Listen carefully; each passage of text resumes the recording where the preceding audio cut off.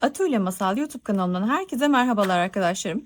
Bugün sizlerle daha önce örmüş olduğumuz ayıcık gözlük tutucunun şimdi kurbağa versiyonunu öreceğiz. Daha önce yapmış olduğumuz tarifte kağıt ip kullanmıştım. Tarifini açıklamaya ekliyor olacağım örmek isteyenler için. Ve amigurumiye uygun naylon içerikli bir ip kullanmıştım.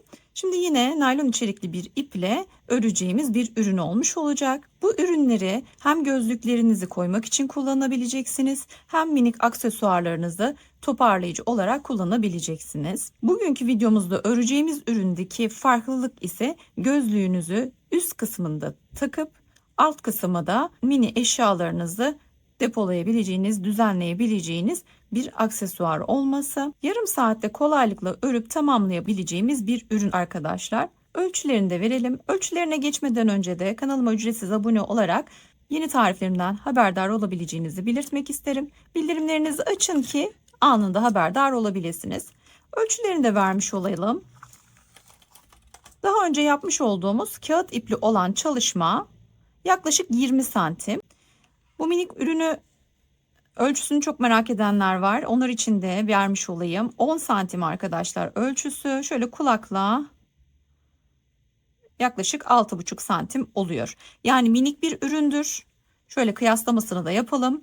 Bu öreceğimiz yine kağıt ipten küçük olacak ama gözlükler için ideal bir boy oluyor. Şöyle ölçülerini de görmeniz açısından üst üste koyalım. Şimdi bugün öreceğimiz ürünle ilgili malzeme listemizi görelim.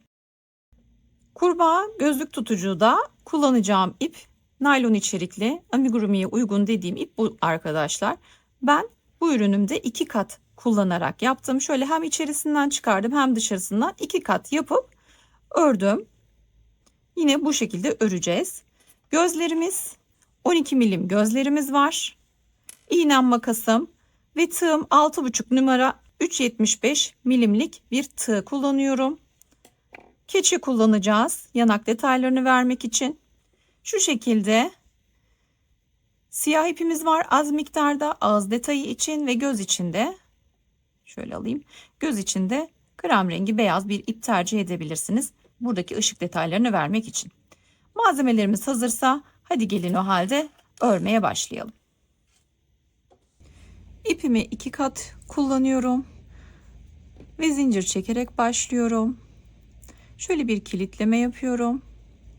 1, 2, 3, 4, 5, 6, 7, 8, 9, 10, 11, 12, 13, 14, 15, 16, 17, 18, 19 zincir çekiyoruz. Zincirimi şöyle hafif yan çeviriyorum. İkinci zincirden başlayarak çalışacağız. Hemen yan çevirdiğinizde şu kesik çizgi halinde görünen ilmeklerden örmeye başlıyoruz. İlkine 3 tane sık iğne yapacağım. Birinciyi yaptım. İkinciyi yaptım. Üçüncüyü yaptım. 3 tane sık iğnemizi yaptık. Arkadaşlar örerken zorlanıyorsanız eğer ilk sık iğnenizde, döndükten sonraki başlangıç noktanızda ve kaybetmemek için zincirin başlangıç noktasında ilmek belirleyiciler kullanabilirsiniz. Ben şimdi ilk sık iğneme bir ilmek belirleyici takacağım. Şöyle bir ip yürütmeyi tercih ediyorum. Hemen ilk sık iğnemden şöyle geçiriyorum. Yukarı doğru yürüteceğim. Şimdi ikinci zinciri atlıyorum. Bir sık iğne yapıyorum. Bundan sonrasında 16 adet sık iğne yapacağız. İkinciyi çalıştım. Üçüncüyü çalıştım. Bakın hepsine birer tane yapıyorum. Toplam 16 sık iğne yapıyoruz başa kadar. Şöyle bakalım. 1, 2, 3, 4, 5 tane oldu. 6, 7, 8, 9, 10, 11, 12, 13. Şöyle düzeltelim. 14, 15 ve 16. Şimdi son bir tane sık iğnemiz kaldı. Şöyle ipimi açıyorum biraz. Son sık iğnemize de yine 3 tane sık iğne yapıyoruz. 1 2. Bakın şurayı kullanıyorum. Benim başlayacağım nokta şu sık iğne olacak. Orayı şöyle tırnağımla tutacağım. 3 tane yaptım. Şöyle burayı tekrar batmıyorum. Zaten bu noktayı biz doldurduk. Buradan başlayarak yapacağım. Biraz zorlanılabilir. Hemen ilkini yapalım. Bu birinci sık iğnemiz olacak. Bakın arkadaşlar, yan çevirip yaptığımızda şimdi şöyle baktığımda zincir görüntüsü oluşturmuş olduk. Ve pürüzsüz, köşelerde açıklık olmadan, arada açıklık olmadan bir taban oluşturmuş olacağız. Bunu çanta tabanı olarak da kullanabilirsiniz. Bir tane yapmıştık. Şimdi ikinciyi yapıyorum. Bu kez her ikisini de alıyorum, bakın ilmeklerin. Tığımı bu şekilde geçiriyorum. 3 4 döndük geldik, zincirin diğer tarafından örüyoruz. 5 6 7 şöyle tekrar 7 8 9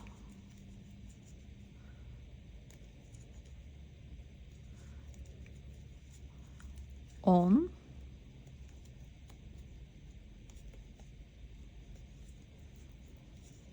11 12 13 14 15. Şöyle bir sayalım. Şuradan başladık. 2 4 6 8 10 12 14 16. Tamam, 16 tane yapmışım arkadaşlar. Konuşurken bir ilmeği kaçırdım demek ki. Şimdi başlangıç noktamızdan, bakın şu ipi geçirdiğim ilmekte, şöyle altından geçirelim, hatta onu da başlangıç noktamızı kaybetmemiş oluruz. Tek ilmeğinden geçirmişim. Bakın tığımdaki ilmeği çıkarıyorum. Örgümün arkasından öne doğru tığımı geçiriyorum. Bu ilmekleri alıyorum. Tekrar göstereceğim daha iyi anlaşılması için. Bakın tığımdaki ilmekleri çıkarttım. İlk başlangıç sık iğnemizden arkadan öne doğru tığıma sokuyorum. Ve bu ilmekleri tığıma alıyorum. Bunları arkaya doğru çekiyorum. Biraz uzatıyorum. Sıkıştırıyorum burayı da, birleşmesi için boşluk kalmasın arada. Onu ayarlayın. Tığımdaki ilmeği tutuyorum. Aynı sık iğneden bu sefer önden arkaya doğru geçiriyorum. İpimi alıyorum. Öne getiriyorum. İkisini bir örüyorum. Bir sık iğne elde ediyorum. Bir üst sırada tekrar göstereceğim. Şimdi aynı yere bir sık iğne daha yapıyorum. Çünkü dönüşü yapacağız. Ve burada arttırma yapmamız gerekiyor. Birinci arttırmayı yaptık. Bir sonraki ilmekte tekrar 2 tane aynı yere ikinci arttırmayı yaptık. Üçüncüsünde de yine 2 defa batıyorum. Üçüncü arttırmayı yapıyorum. Şimdi zincirimizin üzerinden devam edeceğiz. 1 2 3 4 5 6 7 8 9 10 11 12 13 14 15 ve 16. Şimdi dönüşe geldik yine. Sık iğneme 2 sık iğne yapıyorum ilmeğime. Birincisini yaptım. İkinci arttırmayı yapıyorum. Aynı yere 2 defa batıyorum. Üçüncü arttırmamı yapıyorum. Şimdi döndük. Yine zincir üzerindeyiz. 1 2 3 4 5 6 7 8 9 10 11. İpimi biraz açacağım. 12, 13, 14, 15 ve 16. Şimdi yine birleştirme noktasındayız. Bakın şurası, ipimizi koymadan devam ettik. Bizim başlangıç noktamız. Siz ilk sık iğnede bunu koyarak devam edin ilmek belirleyicilerimize, eğer karıştırıyorsanız. Şimdi bakın, ilk sık iğnem burada. İlmeğimi tığımdan çıkarıyorum. Örgümün arkasından, ama bu ipin de üstünden olacak. İpin üzerinden, örgünün arkasından şöyle tığımla bir yer belirleyeyim.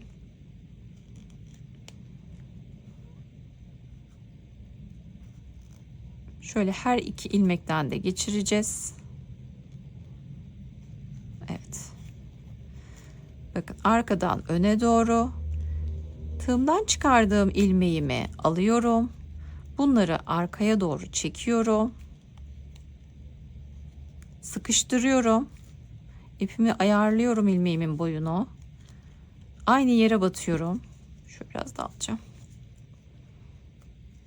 Ve ipimi arkadan alıp normal örmeye devam edeceğim. 2 ilmek oldu. İkisini bir kapatıp bakın bir sık iğne yaptım. Şimdi bir sonrakine bir arttırma yapıyorum. Bir sonrakine bir sık iğne, bir sonrakine 2 sık iğne. Yani ne yapıyorum? Bir ördüm, bir arttırdım, bir ördüm, bir arttırdım. Üçüncü kez bir örüyorum, bir arttırıyorum. Dönüşümüzü tamamladık. Bakın, taban kısmı çok güzel duruyor. Köşeler çok güzel duruyor. Herhangi bir delik, boşluk yok. Devam ediyoruz. 1, 2, 3, 4, 5, 6,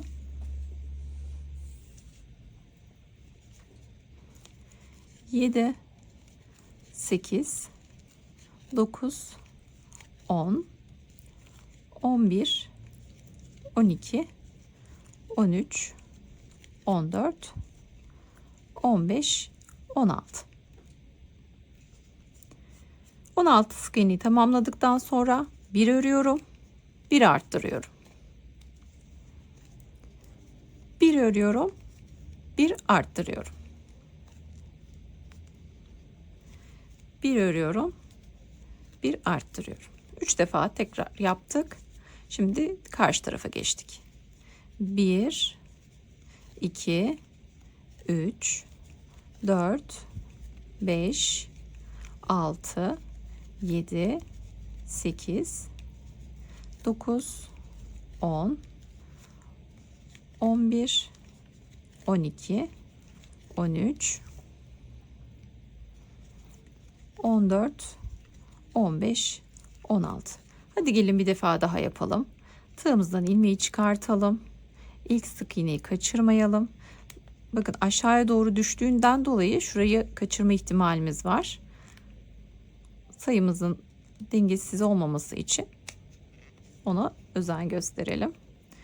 İpin üzerinden tığımı tuttum. Arkadan öne doğru geçirdim. Şu ilmekleri yakalıyorum ve arkaya alıyorum. Sıkıştırıyorum. Aynı ilmekten arkadan ipimi alıyorum. İkisini bir örüyorum. Bir ördüm. Bir sonrakine bir ördüm. 2 sık iğne. Arttırmanın üzerine geliyor. Hemen bir arttırma yapıyoruz. 1, 2 örüyorum. Bir tane arttırıyorum. 1, 2 örüyorum. Bir tane arttırıyorum. Sonrasında 16 tane sık iğnemizle çalışıyoruz. Şimdi sistematiğini anlatayım arkadaşlar. Tekrar şu anda 19 zincir çektik ve zincir üzerinden dönerek örmeye başladık. 3 tane arttırma yaptık yan yana. 1 ördük, 1 arttırdık, 2 ördük, 1 arttırdık. Şimdi 3 öreceğiz, 1 arttıracağız, 4 öreceğiz, 1 arttıracağız, 5 öreceğiz, 1 arttıracağız. Dönüşlerde bu işlemleri 3'er defa tekrarlayacağız arkadaşlar. 5 örüp 1 arttırma sırasını tamamladıktan sonra ne yapacağınızı anlatıyor olacağım. Hadi gelin birlikte tamamlayalım. Burada videoyu durdurabilirsiniz. Tamamladıktan sonra devam edeceğiz. Döndüm geldim, tamamladım. Şimdi Tığımda ilmeğim var. Bir sonrakinden hemen şu arka ilmeğinden alacağız arkadaşlar. Bakın sadece arka ilmeğinden alıyorum. Şöyle tamamından geçireyim. İpimi alıp tığımdaki ilmeğimin içinden geçiriyorum. Bir sonrakinin arka ilmeğini alıyorum. İpimi geçiriyorum. Tığımdakinden çekiyorum. Bakın her ikisini almıyorum. Sadece örgümün arkasındaki BLO dediğimiz ilmeği alıyoruz ve tığımdakinden geçiriyorum. Sıra sonunda toplamda 74 adet sık iğne elde ettik. Şimdi 74 adet kaydırma yapacağız. İlmek kaydırma yapacağız. Arka ilmekten ipimi alıyorum. Tığımdakinden geçiriyorum. Arka ilmekten ipimi alıyorum. Tığımdakinden geçiriyorum. Her birinde bir tane ilmek kaydırma yaparak bu sırayı 74 ilmek kaydırmayla tamamlıyorum.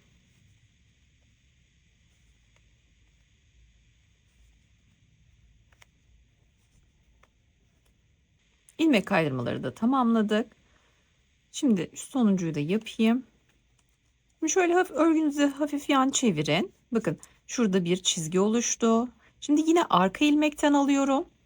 Şöyle örgümü hafif çevirince şu arkadaki diğer ilmeği de alıyorum. Hemen çevirince göreceksiniz zaten. Bir tane sık iğne yapıyorum.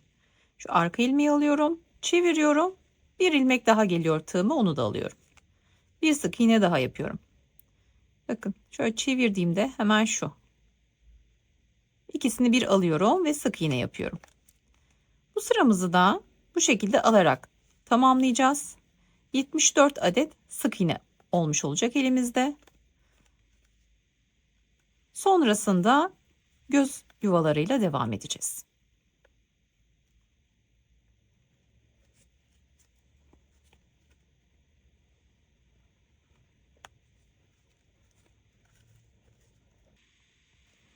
Sık iğnelerimizi de tamamlamış olduk. Şu şekilde bakın şekillendi. Şöyle. Şimdi ipimizi kesiyoruz. Burada daha fazla devam etmeyeceğiz.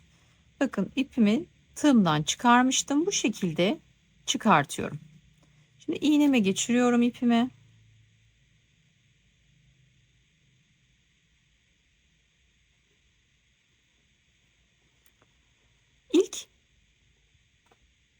İlk sık iğne değil, ikinci sık iğneye önden arkaya doğru geçiriyorum, çekiyorum ve geri dönüyorum ilmeğimin içine. Onun içinden çekiyorum. Şöyle katını almış oldum, onu hemen düzelteceğim. Bakın. Şöyle görünüyordur. Ve ipimi sabitleyeceğim.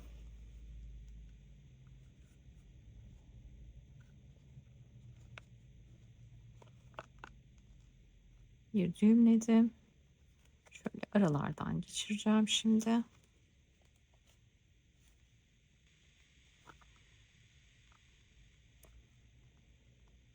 İpimizi saklıyoruz.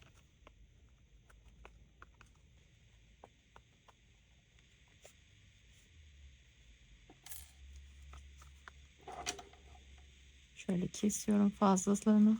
Bu ipimizi de saklayalım. İğneyi iplik geçirme yöntemi ile ilgili detaylıca bir videom var. Onu da açıklamaya ekleyeceğim arkadaşlarım, izlemek isteyenler için.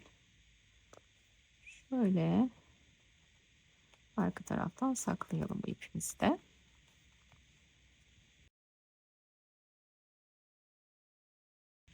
Evet. Şöyle birkaç tane daha geçireceğim.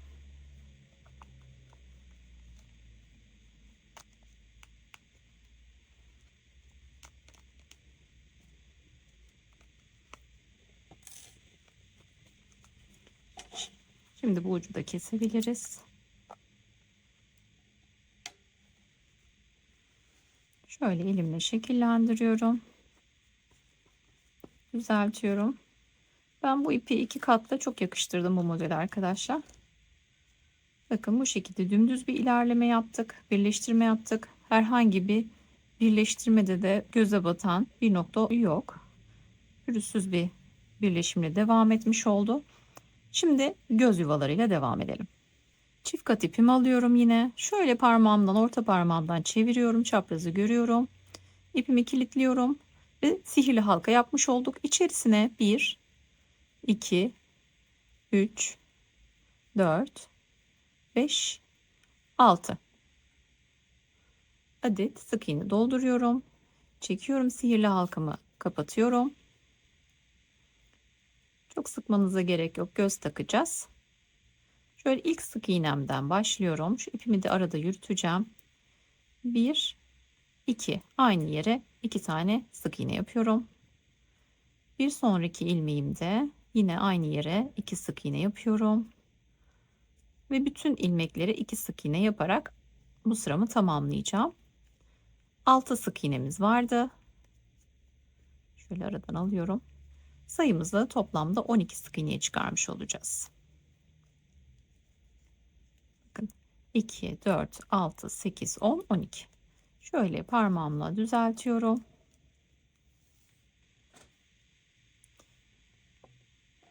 Şöyle ipimi kısa keseceğim. Dikiş için başka ip kullanacağım. Bakın tığımdan çıkarttığım ipi direkt çektim. Bir tane atladım. Bir sonrakine şöyle arkadan öne geldim. Son ilmekten ipimi geri aldım. Çektim. Bakın dümdüz birleştirdik. Göz yuvamızı tamamladık. Bu ip, şu ipimizi zaten içinde yürütmüştük. Onu kesebilirim. Bu ipimi de iğnemden geçiriyorum.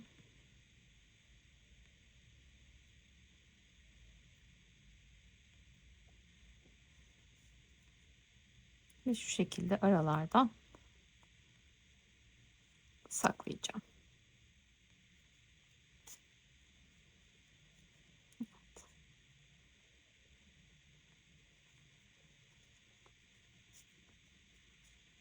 Bu ipimizi de kesebiliriz.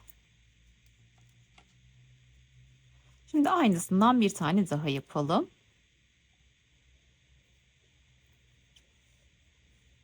Çift kat ipimi alıyorum. Orta parmağımdan bir tur çeviriyorum. Çaprazı gördüm, kilitledim. 1, 2, 3, 4, 5, 6 tane sık iğne yapıyorum. Kısa ipimi çekiyorum, kapatıyorum sihirli halkamı. İlk sık iğnemden başlıyorum örmeye. Aynı yere 1, 2 tane sık iğne. Aynı yere 1, 2 tane sık iğne. Aynı yere 1, 2 tane sık iğne. Şöyle yerleştirerek elimle ipimi de arada yürüterek devam ediyorum. Tüm ilmekleri çift sık iğne yapıyorum. Sayalım bir. 2, 4, 6, 8, 10, 12. 12 tane sık iğneye ulaştıktan sonra ipimi kısa kesiyorum.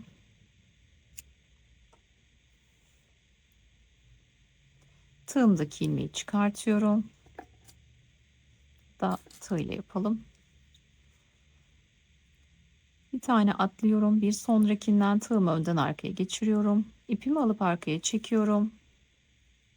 Son çalıştığımız ilmeğin üstünden alta doğru tığımı geçiriyorum. Arkadaki ipi öne doğru çekiyorum ve kapatıyorum.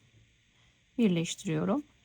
İlmek boylarını düzeltiyorum. Şunu ters yaptık. Alttan yukarıya tığımızı uzatacağız ve arkaya çekeceğiz. Bakın. Hiç belli değil.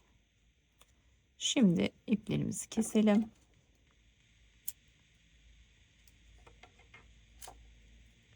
Bu iplerimizi de saklayalım.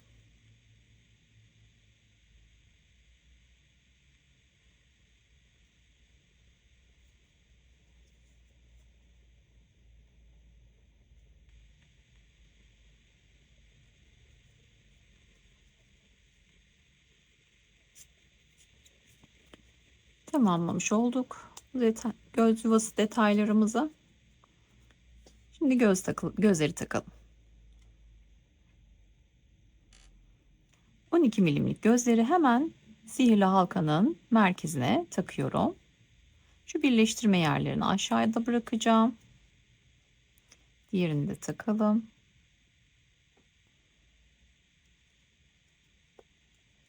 Bunu da takıyorum. Mühürleme yöntemiyle gözleri yuvalarında sabitleyeceğim. Bunun için çakmağımı alıyorum. Arkasına çok dikkatli bir şekilde örgümü yakmadan eritiyorum.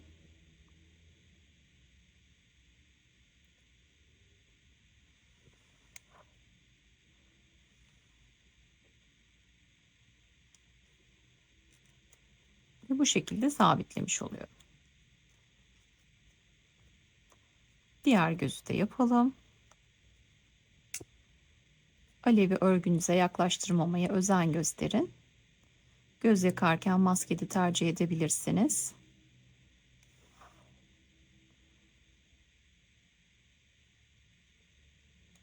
Evet, ikincisini de tamamlamış olduk. Şöyle el yordamıyla düzeltiyorum. Evet, önce dikişlerini yapalım. Ardından da ışık detayını veririz. Şimdi şöyle bu ilmek belirleyici olarak kullandığımız ipi alıyorum.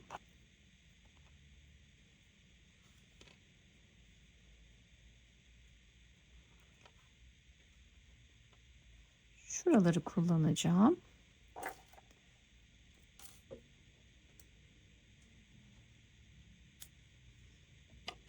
Dikiş için bir miktar ip alıyorum.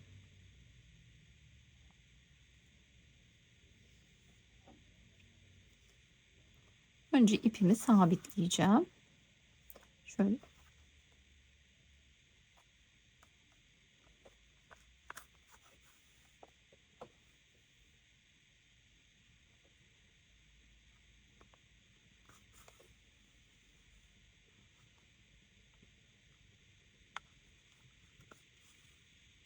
Burada şu şekilde sabitliyorum.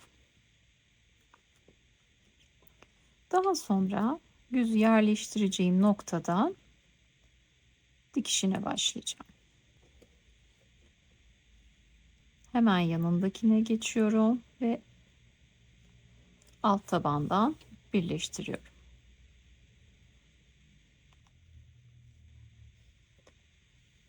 Birleştirmeye devam ediyorum. Şöyle bir sonrakinden kullandığıma geri dönüyorum.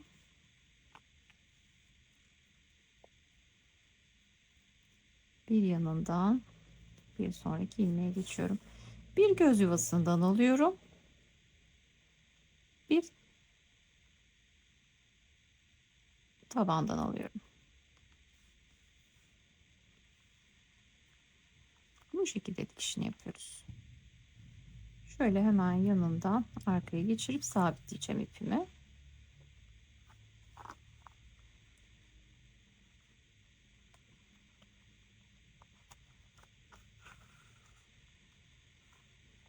Şöyle bir düğümlüyorum. Aralardan yürütüyorum.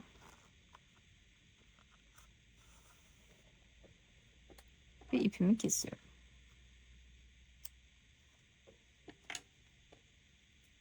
Böyle ipimi biraz kısaltacağım.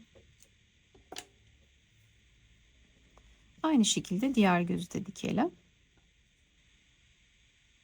Şöyle dikeceğim. Şöyle aralardan getiriyorum. Başlayacağım noktaya ulaştırıyorum ipimi. Şöyle bir sabitliyorum burada. Sonra gözden dikiş ilmek almaya başlıyorum. Bir tanesinden geçirdim. Bir yanındakine geçtim. Şöyle ilk başladığımız ilmekten geri gelelim. Bir yanındakine geçiyorum. Şöyle en son kullandığıma geliyorum. Bir yana geçiyorum. En son kullandığıma geliyorum.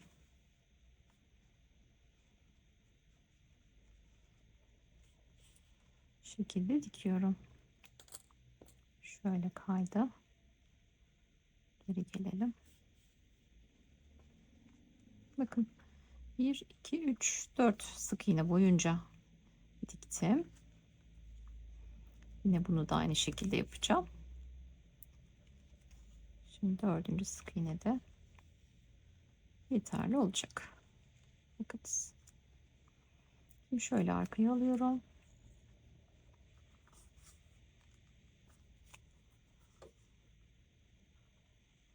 Şöyle alttan sabitliyorum.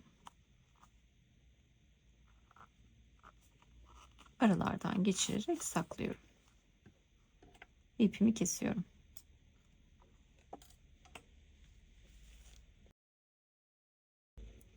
Tamamlamış olduk. Şimdi göz ışıltılarını yapalım. Yine aynı türde bir ipte şöyle 2 kat olarak almıştım. Yani katlarını ayırmadan da kullanabilirsiniz aynı cins ipin beyazını. Şöyle 2 kat yapacağım. Şöyle tam arkadan gözün tam altından geliyorum. Şöyle ipimi tutuyorum. Şöyle tam üstünden değil de bir çapraz noktasından çıkartıyorum. Bakın bu şekilde de bırakabilirsiniz. Bir kat daha çalışacağım. Yine aynı yerlerden arkaya doğru çekiyorum. Şöyle tabii gözün altına kayıyor. Tam sıkışmadığı için göz. Ben göz kilitleme kullanmak istemedim. İsterseniz kilitleyebilirsiniz.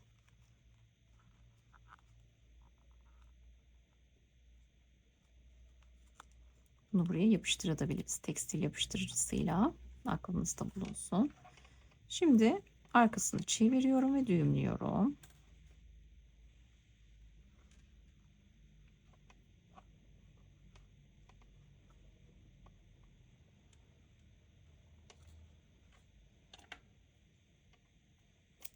Fazlalıklarını kesiyorum.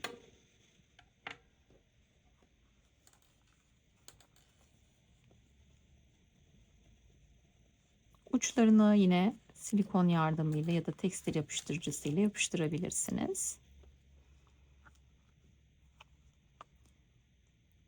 Tam alt ortadan çıkıyorum. Şöyle çaprazdan geliyorum.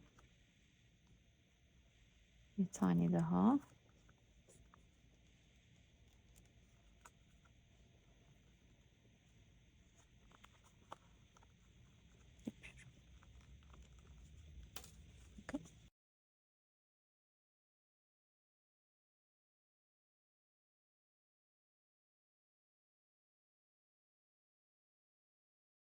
Kullanmaya da bilirsiniz.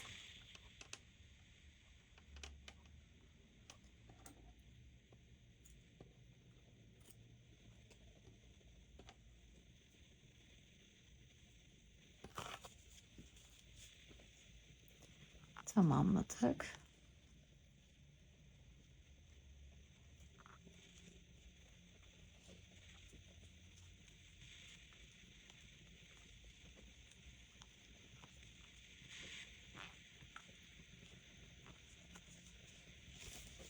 Evet.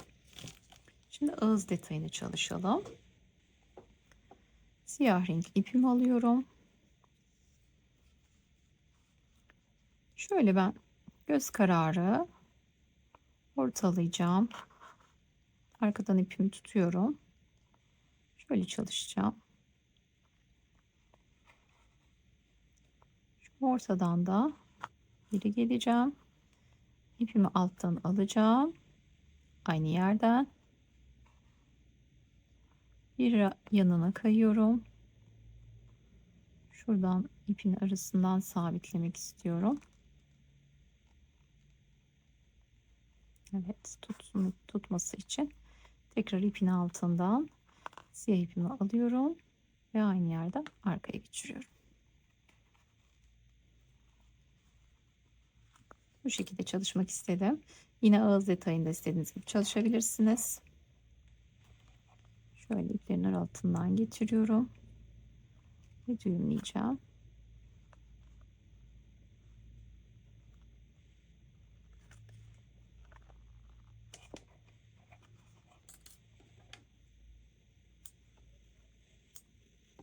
İsterseniz bunları da keçe detaylarıyla yapabilirsiniz. Tamamen sizin hayal gücünüze kalmış bir durum söz konusu.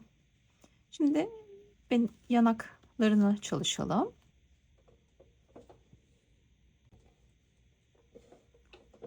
Ben şöyle 10 kuruş boyutunda olmasını ideal buldum. O yüzden keçelerimi bu şekilde keseceğim. Şöyle kesiyorum.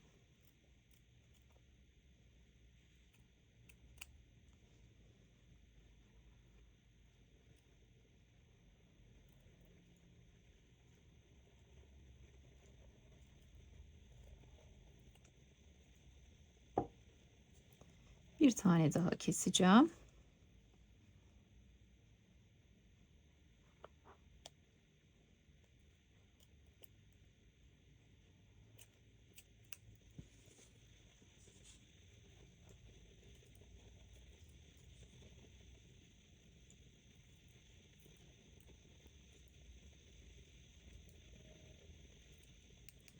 Böyle yuvarlaklar elde etmiş olduk. Şimdi tüylenmemiz için keçelerimi şu şekilde hafif sertleştiriyorum.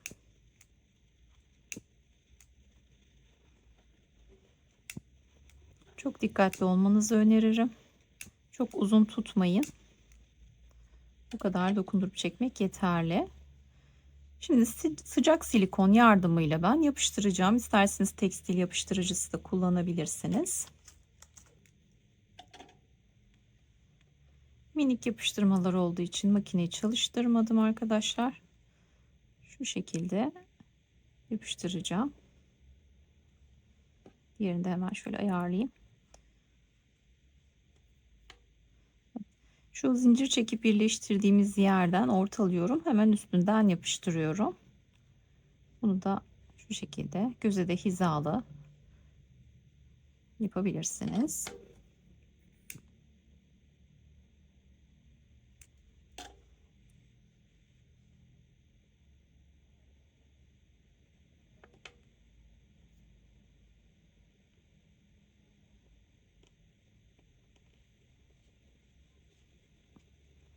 Evet. Ürünümüzü bu şekilde tamamlamış olduk. Bir projenin daha sonuna geldik. Bu şekildeki içeriklerime ulaşmak adına kanalıma ücretsiz abone olabileceğinizi hatırlatmak isterim. Bildirimlerinizi açmayı unutmayın. Bir sonraki projede görüşmek üzere. Hoşça kalın.